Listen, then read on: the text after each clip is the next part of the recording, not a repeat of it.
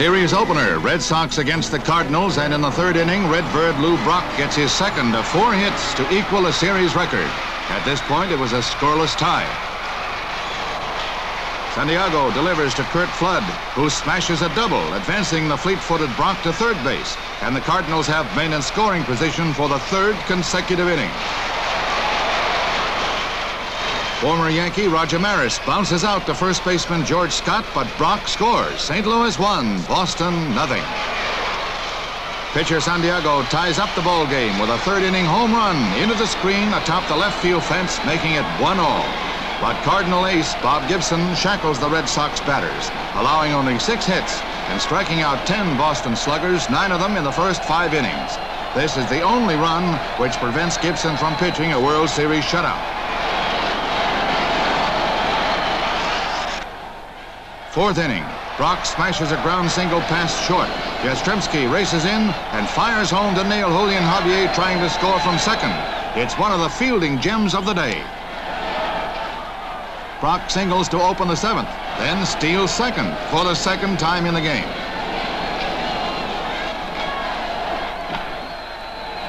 Flood bounces out to Scott, advancing Brock to third. Brock scores and Maris' infield out as the Cardinals win 2-1. But in the second game, Longborg's 1-hitter and Yastrezemski's 2 homers give Boston a 5-0 win.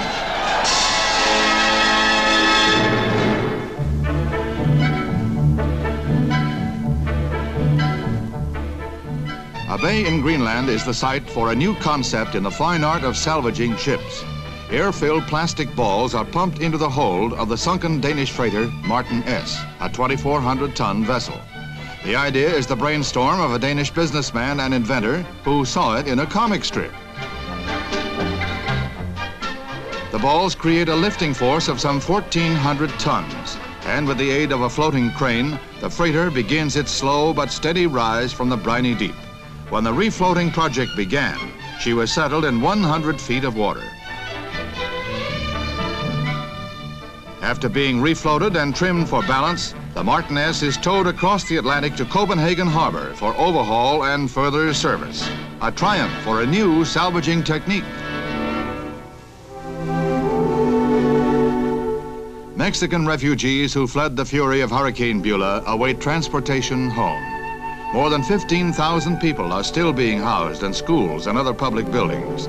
Army helicopters are loaded for the sentimental journey back to areas that were battered in a 6-week deluge of heavy rains and widespread flooding.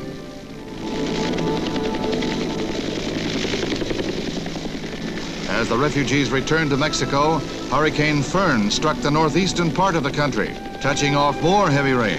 Some flooding occurred at Tampico, but further floods were not expected on the Texas side of the Rio Grande, where Beulah raged.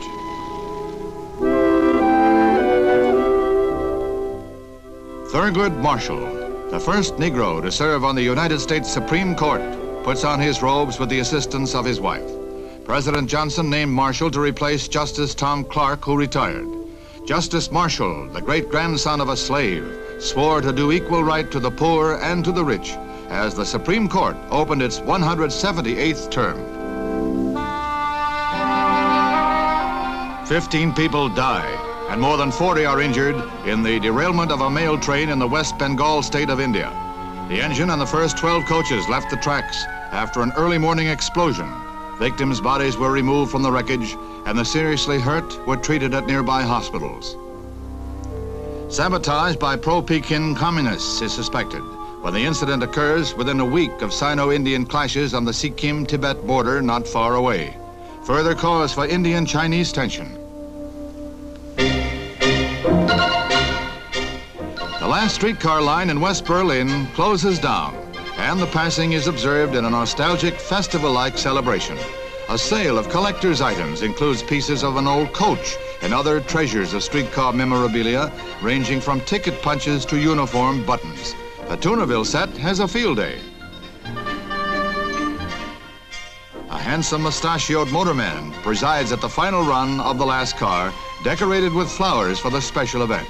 The Berlin Transport Association made sure that the dying moments of the tram system would be duly saluted. The passing of an era in the divided city as the tram heads slowly for the terminal and ultimate oblivion, while streetcar buffs say, Auf Wiedersehen.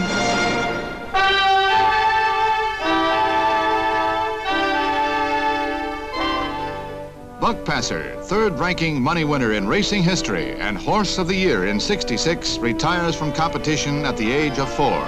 Owner Ogden Phipps says an arthritic right foreleg is the trouble. The problem leg became inflamed after Buckpasser's defeat by Damascus in the Woodward. Farewell to a champion.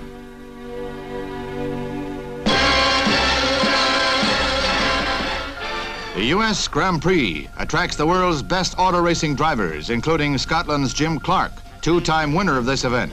Dennis Hulme of New Zealand and his teammate, Jack Brabham of Australia, are 1-2 in the overall point standings for the World Championship. England's Graham Hill wins the pole position with best time in the trials. The 248-mile race is off to a fast start with Hill moving to the front as the pace setter. Jim Clark and Dan Gurney stay close behind in hot pursuit. Mechanical failures thin out the starting field of 17. Gurney, with a broken suspension, is among the dropouts, while Clark takes the lead from Hill before the midway point.